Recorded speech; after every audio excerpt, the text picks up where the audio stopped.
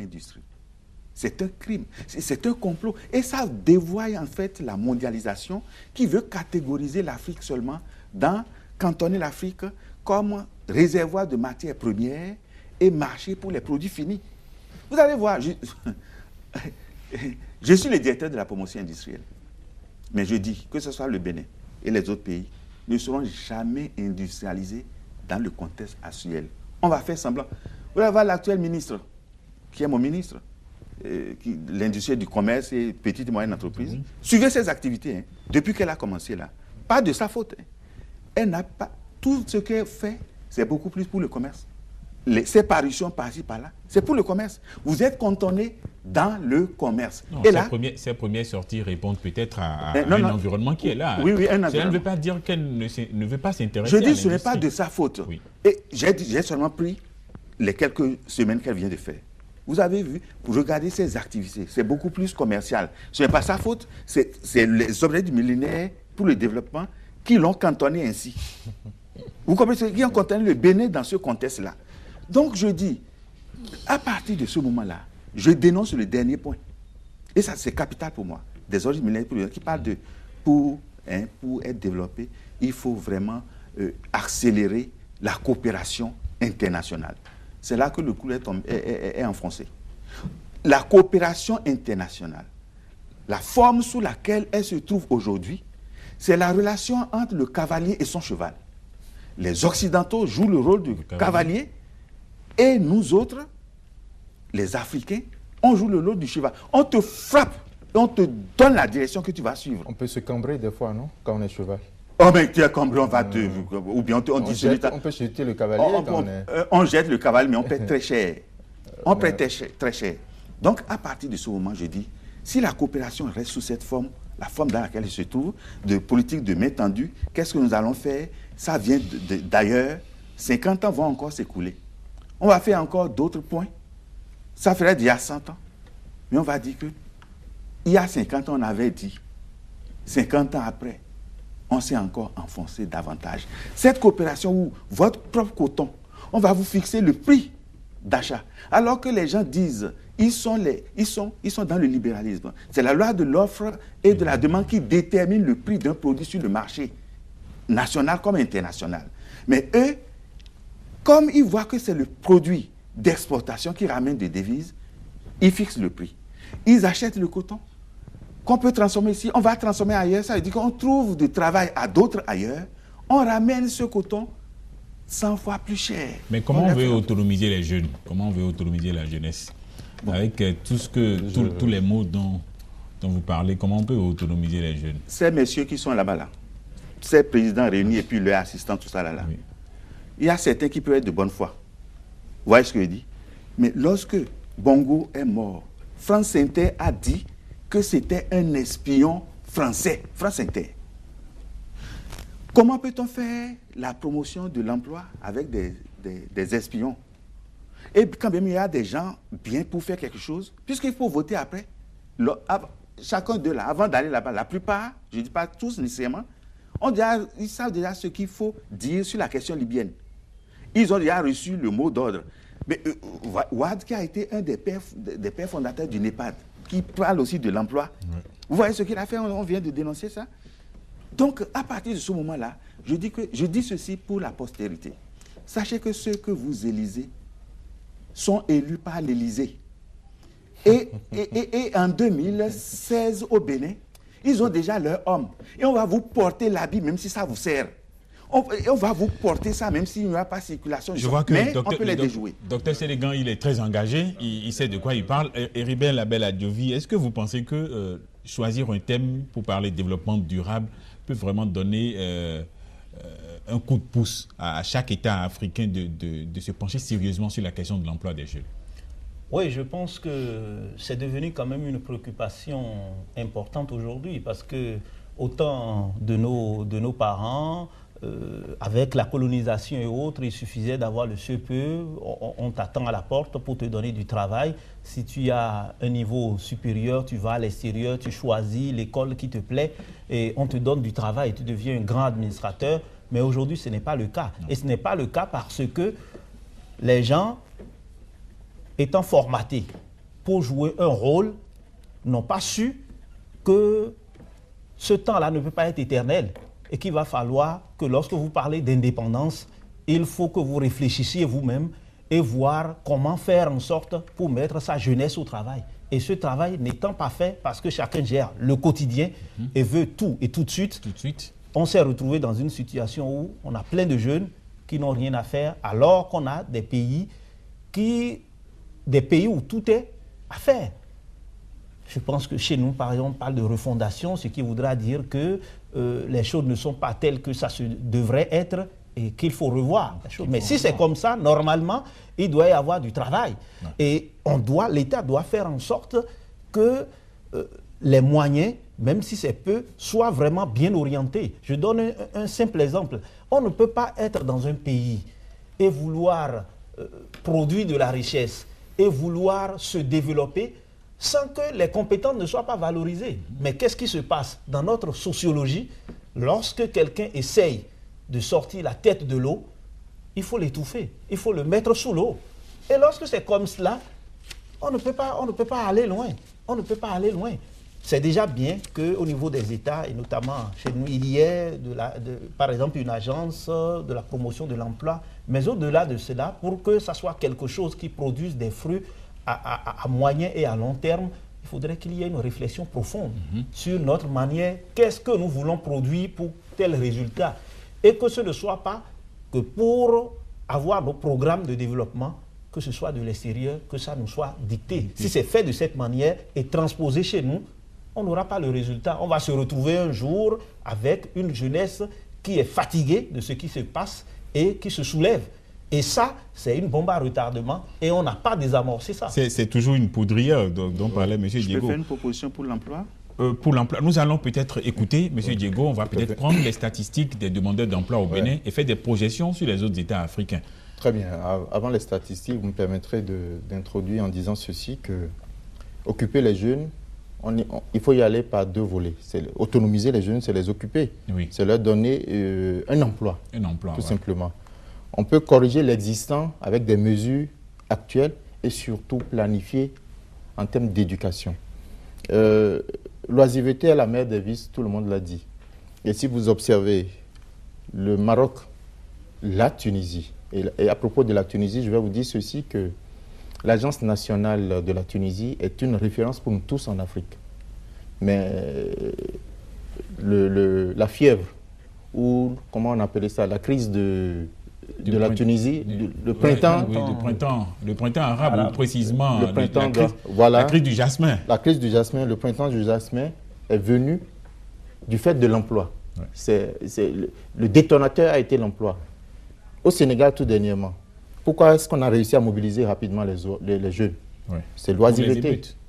Pour les émeutes. Donc, il faut faire attention en tant que pays. Il faut faire très attention de ce que l'emploi est une poudrière, c'est une grenade dégoupillée qu'on maintient.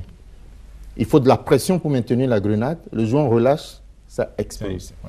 Selon le BIT, il faut 4 volets pour développer l'emploi. Il y a la philosophie, il y a la vision, il y a l'institutionnel, que le BIT appelle la centralité de l'emploi.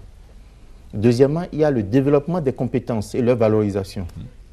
Troisièmement, il y a les entreprises qu'il faut créer. Avant les entreprises, il faut évidemment un système d'information sur le marché du travail. Parce que si on n'a pas les indicateurs, on ne peut pas prendre des décisions. Mais il y a surtout le développement du secteur privé, l'entreprise. Et c'est en cela que je rejoins le docteur qui disait que c'est à travers l'entreprise qu'il faut créer les emplois. Aujourd'hui, la problématique de l'emploi doit être vue du côté de l'entrepreneuriat. À ce propos, l'État fait des efforts. On a des programmes d'amélioration de l'emploi au Bénin. Et je vais vous donner des chiffres, mais il est déterminant de repartir à la base. Nous serions des génies dès qu'on va concevoir, et ça existe, un programme d'entrepreneuriat qui permet aux jeunes, depuis le bas âge, de connaître le B.A.-ba de l'entrepreneuriat, et dès qu'ils sortent de l'école, ils ne pensent pas diplôme, ils pensent emploi, ils pensent entreprendre. Nous faisons des formations sur l'entrepreneuriat, c'est un diagnostic. Et pour des gens qui doivent devenir des entrepreneurs. Mais à la fin de la formation, ils nous demandent des attestations. C'est évocateur. il est préparé pour entreprendre et il dit, est-ce que je ne peux pas avoir une attestation? On ne sait jamais. On ne sait jamais, il peut glisser ça dans un dossier. Ça veut dire qu'il est orienté emploi salarié tout de suite, alors qu'il a assisté pendant une semaine à un séminaire sur l'emploi indépendant. L'autre vous contourne et va vous voir, est-ce que je peux vous glisser mon CV?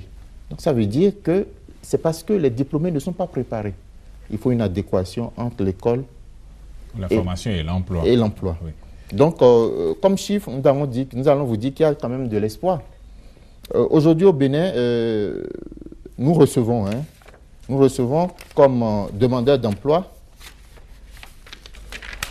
voilà, de 2006 à 2010, nous avons enregistré. Et ça, c'est notre défi aussi, parce que l'ANPE a besoin d'être connue pour recevoir. Si les jeunes ne nous connaissent pas, ils ne viendront pas vers nous.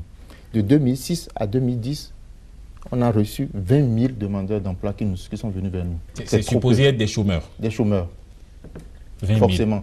Chômeurs, bon, dans la définition BIT du chômage, il faut avoir exercé d'abord, il faut avoir un diplôme. Donc, nous, on met le tout dans chercheur d'emploi. Parce que le déscolarisé ou le rural ne répond pas aux critères rigoureux de la définition du chômage. Donc, tous ces chercheurs d'emploi, nous les recevons. Et nous avons, cette année, nous avons une projection sur 10 000. Ça veut dire que les gens commencent par nous faire confiance. Et 20 000 en 5 ans et 10 000 en 1 an. Alors, le taux de chômage au Bénin. Le taux de chômage. Le taux de chômage, suivant l'Institut habilité à donner le taux, j'insiste là-dessus, l'INSAE. Sachant très bien que les Béninois ne déclarent toujours pas qu'ils sont des chômeurs. Voilà, le taux de chômage est de 0,7% au Bénin actuellement. C'est maîtrisé, on dirait. Je vous ai dit que c'est l'Institut qui donne, donc je relève ça. Mais ceci est relativisé par le taux de sous-emploi. Et c'est là le débat, qui est de 70%. Wow. Vous savez, le jeune diplômé qui fait maître d'études, il gagne de l'argent. Vu du côté des définitions européennes, c'est un chômeur. Mais chez nous, ce n'est pas un chômeur. Il a un sous-emploi, il est sous-payé, il est sous-utilisé, etc. Au cours de cette année, au cours des années précédentes jusqu'à cette année, dans un programme qu'on appelle aide à l'insertion et au développement de l'embauche, qui est un programme qui permet aux jeunes d'être orientés vers l'emploi salarié. Parce qu'en tant qu'ANPE, vous me permettrez d'ouvrir cette parenthèse, notre rôle, c'est d'accueillir le demandeur d'emploi, l'écouter, l'orienter et l'accompagner en termes de formation. Nous ne créons pas l'emploi, mais nous l'accompagnons sur le chemin de la recherche de l'emploi. Et en tant que tel, nous sommes obligés de travailler avec les chefs d'entreprise. D'ailleurs, bientôt, nous aurons une journée de réflexion appelée partenariat public-privé pour l'emploi. Parce que ça, là, ce n'est pas bien développé. Nous avons les entreprises, nous avons évidemment les chercheurs d'emploi qui sont nos partenaires, forcément. Nous avons les décideurs, la société civile, les journalistes et le gouvernement. Et puis, nous avons les centres de formation pour faciliter l'adéquation entre l'emploi et les besoins, enfin, la formation et les besoins d'emploi. Et ce programme nous permet de mettre en stage environ 10 000 bénéficiaires cette année. Enfin, 1 000 bénéficiaires plutôt cette année, ce qui est en augmentation parce qu'il y a 2 ans, on était à 700. Et je me dois de dire que des efforts sont faits, même si j'ai dit tout à l'heure que l'emploi a besoin d'être financé. Et moi, je termine en disant que je serais heureux en sortant, en apprenant, n'est-ce pas, qu'à la fin de ce sommet, les chefs d'État aient pris des engagements en termes de pourcentage de budget à accorder à l'emploi. Il y va de notre sécurité. Parce qu'on prend la défense, la sécurité, l'enseignement comme des priorités. La santé, on y ajoute l'emploi. Mais au moment de répartir le camembert du budget, il y a la part infime qui est accordée à l'emploi. C'est un plaidoyer. C'est un plaidoyer. Et je nous prie, je vous sollicite, vous tous, pour nous accompagner. Je le dis, c'est une grenade découpée que nous avons en main. L'expérience béninoise peut-être servira d'exemple pour l'expérience africaine. Avant que vous n'ajoutiez un mot, nous irons d'abord voir une formation à l'intention des jeunes du continent qui ont été envoyés d'un peu partout à Malabo pour être formés. On ne sait pas quelles sont les ambitions de la jeunesse africaine, mais regardez à travers ce reportage de Hermès Baguidi, nous en saurons davantage pour revenir sur ce plateau et discuter un peu plus. Malabo accueille en marge du sommet des chefs d'État une formation des jeunes de l'Union africaine. Plus de 100 jeunes volontaires de plusieurs pays d'Afrique suivent depuis quelques jours différents modules de formation. Il nous a été demandé de l'organiser spécialement pour les États membres. Premièrement, pour qu'ils aient conscience de l'existence du programme, ce que nous avons fait. Deuxièmement, pour qu'il y ait davantage de jeunes qui aient connaissance du programme. Donc il était demandé à chaque État membre de l'Union africaine d'identifier 2 jeunes, une jeune fille et un jeune garçon, pour faire partie de cette formation. Et l'idée principale derrière est très politique, en ce sens qu'on le met à côté du sommet des chefs d'État. C'est ce que nous appelons en anglais le side event. Et c'est fait exprès parce que le sommet des chefs d'État va débattre de l'autonomisation des jeunes pour un développement durable, et c'est le thème qui a été choisi pour ce sommet. Et ce n'est pas concevable que les chefs d'État se rassemblent et parlent des jeunes sans que les jeunes aient une certaine visibilité. Comme contenu de formation, nous avons 6 modules que nous appliquons. Il y a un module sur le leadership, il y a un module sur la communication, il y a un module sur la médiation en conflit, il y a un module sur les compétences professionnelles, il y a un module sur l'élaboration de projets, l'élaboration et la gestion du projet. À l'ouverture de cette formation, le président équato-guinéen, président en exercice de l'Union africaine, a souligné la nécessité pour les États africains de promouvoir et de renforcer le panafricanisme et la citoyenneté à travers la formation professionnelle des jeunes.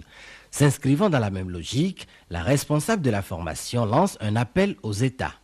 Les jeunes ont besoin de ressources pour se sentir concernés. Parce que s'ils ne sont pas formés, on ne peut pas leur demander de contribuer. Et pour qu'ils soient formés, il faut que nos États allouent le budget. Nous avons besoin que les États augmentent le budget des ministères en charge du développement des jeunes. Je ne dis pas les ministères du sport et de la culture. Je dis le ministère chargé du développement de la jeunesse, c'est-à-dire que les jeunes ne sont pas considérés comme sport et loisirs uniquement, mais c'est des acteurs de développement, c'est des partenaires du développement. Et sur cette base... En initiant cette formation, l'Union africaine entend aider les jeunes à se mettre véritablement au service de leur pays. Voilà, Didier Mexan-Diego, vous avez forcément votre répondant dans ce reportage. Tout à fait. La dame a dit qu'il faut que le gouvernement, d'abord, elle a bien fait de préciser qu'il faut que l'emploi soit en adéquation avec la formation professionnelle. Deuxièmement, il faut former les jeunes au leadership parce qu'ils ont besoin aussi de ça. Des fois, il y en a qui se comportent comme des gens qui sont sous un arbre, si l'emploi était un arbre, et ils attendent que le fruit tombe dans leurs mains. Non, il faut se débrouiller. Dès qu'on a les opportunités, il faut les saisir. Et troisièmement, tout ça là ne se fera pas sans des moyens financiers. Il faut que nos États se déterminent. Il faut que nos États se déterminent. Sachant très bien que l'emploi, comme vous l'avez dit, a été le premier sujet, l'effet Bouazizi en Tunisie, pour déclencher le printemps arabe. Tout à fait. Et je le disais, malheureusement, il faut faire la comparaison. C'est un pays qui a un service public de l'emploi performant, mais qui pourtant, ils sert de référence pour nous. Alors, c'est en fond que le proverbe existe, je n'ai pas la traduction en français. Si ce qui arrive là-bas nous arrive, ça va nous bousiller totalement. Ça. Donc il faut faire attention. Et je vais citer le cas du Sénégal. Si on a réussi cette rapide mobilisation, c'est au sein de la jeunesse. Au Maroc aussi, les gens font des efforts pour endiguer les vagues. Le roi y arrive, mais ça veut dire que c'est une vague qui nous inonde, nous tous. Nous devons faire attention. Docteur Sélégan. Mais attention, quand vous aurez un budget, vous en tant que directeur de la promotion de l'emploi, oui, faites en sorte que cela ne soit pas politisé, que cela ne soit pas, le financement ne soit pas ceux qui sont de tel ou tel autre côté. Cela aussi compte. Très bien. Ça va. Oui, mais c'est le risque, si vous permettez. Oui. C'est le risque qu'on court quand on est à un poste de responsabilité comme celui-là. On ne va pas se cacher dans un champ d'arachide. Ça pousse jusque-là. Donc, on ne va pas dire que c'est faux. Non. Cette pression existe et existera toujours. Il nous revient de faire la part des choses. Il faut partir du fait que le jeune orienté vers vous, pas un homme politique, est avant tout un Béninois. S'il répond aux critères déjà, c'est important. ce que vous allez nous demander, c'est que tous les bénéficiaires, il faut qu'ils répondent aux critères. Un. Et deuxièmement, il faut savoir faire la part des choses. En tant que responsable d'une organisation de la jeunesse où j'ai milité, je sais qu'il y a beaucoup de jeunes qui se déterminent et nous avons choisi à l'ANPE d'aller vers toutes les organisations de jeunes. Vous nous verrez les jours à venir aller presque en campagne, aller leur présenter l'offre, j'allais dire la nouvelle offre de service de l'ANPE qui n'est pas très bien connue. Et je vous remercie pour votre remarque. Docteur Sélégan, nous avons vu ce qui s'est passé au Maroc, en Égypte. Ça a pris par la Tunisie. Actuellement, la Libye connaît une grave crise. Est-ce que nous n'allons pas vers une redéfinition de la carte politique de l'Afrique? Merci, monsieur le journaliste. Puisque la jeunesse est à l'honneur à Malabo, oui, je voudrais donner quelques conseils à la jeunesse vis-à-vis de ce contexte de géopolitique. Puisque c'est sur la jeunesse que les politiciens s'appuient pour embraser leur pays et atteindre leurs objectifs. Et la jeunesse se meurt pensant que c'est leur intérêt. Il y a Emmaüs, il est le fondateur de Emmaüs, et l'abbé Pierre, il disait ceci: il n'y a que des hommes pour tuer des milliers d'entre eux pour la victoire d'un chef. Des hommes qui ne se connaissent pas s'entretuent. Sur l'ordre de chefs qui se connaissent et qui feront la paix en se serrant la main, un verre de champagne dans l'autre. Quand vous prenez toutes ces crises-là, on s'appuie sur la jeunesse. Ouais. Certains sont tués. Mais après, les gens feront un gouvernement d'union nationale. C'est très important et très capital pour votre gouvernement. Mais ce que nous sommes en train de dire, c'est que ça ne date pas d'hier, ça ne date pas de la crise, en fait, du printemps arabe. Donc, il y a eu, avant l'indépendance, des gens qui ont payé le prix fort. Après l'indépendance, je vais commencer par... Il y a eu des dévanciers comme Lumumba, Patrice Lumumba. On sait comment il est mort. Les services secrets français, américains, belges, comment ils l'ont assassiné. Le documentaire existe. Il y a même des confessions de certains ambassadeurs occidentaux pour dire comment cela s'est passé. Ça veut dire qu'il y a un prix à payer pour chaque vision. Ça ne se passera pas sans heurts. Et Lumumba, lui, disait, quand on devait l'assassiner, ni brutalité, ni sévice, ni torture ne m'ont jamais amené à demander la grâce, car je préfère mourir la tête haute. La foi inébranlable et la confiance profonde dans la destinée de mon pays, plutôt que de mourir dans la soumission et le mépris des principes sacrés. On a vu quelle a été sa fin. Ernest Wandé, au Cameroun, dira, le sang du patriote est une semence du patriotisme. Cabral, etc. Ceux-là ont... mais il y a un vivant qui est notre cher papa qui disait ceci: there is no easy road to freedom anywhere. And many of us will have to walk through the valley of the shadow of death again and again before we reach the mountain top of our desire. Nulle part au monde, il n'y a de voie facile vers l'indépendance. Et beaucoup d'entre nous auront à marcher à travers la vallée de l'ombre de la mort, encore et encore, avant que nous n'atteignions le sommet de la montagne de nos désirs. C'est Mandela. Donc, toutes ces preuves nous amènent à dire que nous voulons de l'emploi, nous voulons le développement. Mais ça ne va pas venir vers nous. Nous allons aller vers le développement. On ne développe pas, on se développe. On ne se fait pas développer, on se bat pour se développer. Ouais. Mais les défis auxquels l'Afrique est confrontée, le monde entier est confronté aujourd'hui, l'Afrique aussi l'est. Il y a 5 défis clés. Le défi de l'énergie, le défi de la mondialisation, la défense stratégique, parce qu'il faut protéger le développement de son pays. Il y a les NTIC, les nouvelles technologies de l'information et de la communication. Et enfin, il y a le réchauffement climatique qui menace toute l'humanité, même l'espèce humaine. Ces 5 défis, le monde est confronté, l'Afrique est confrontée. Comment devons-nous faire face à cela? C'est capital. Sur l'énergie, vous savez que le fleuve Congo, à lui seul, il n'y a pas à Djalala, il n'y a pas à Kosombo dedans. Le fleuve Congo, à lui seul, suffirait pour électrifier toute l'Afrique. Pourtant, nous baignons dans le délestage. Et il y en aurait encore assez pour en vendre à l'Occident. Le fleuve Congo à lui seul. Et c'est de l'énergie saine, ce qui ne pollue pas. C'est ça. De 50 ans, qu'est-ce qu'on en a fait? Lorsque nous prenons le contexte de la mondialisation, j'ai déjà dit que dans les